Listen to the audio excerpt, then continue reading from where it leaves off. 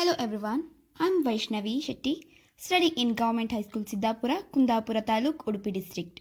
Nowadays, everyone are going through hard times. Due to this corona pandemic, people are suffering very much. First of all, we want this corona to flush off from the world.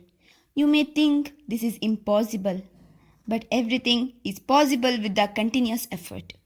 Everyone can become a COVID warrior by getting vaccinated. My people of Karnataka, let's keep our first step by getting vaccinated. I dedicate this painting to the people who are still not vaccinated. Remember, every life matters. Let's take an oath. We, the citizens of Karnataka, shall take the vaccine and help others to take the vaccine. We'll make sure that everyone in our neighborhood are vaccinated. At last, but not the least, I thank all the COVID warriors who are working hard for us. Let's take a time and thank them. Stay home, stay safe, and let's get vaccinated. Thank you.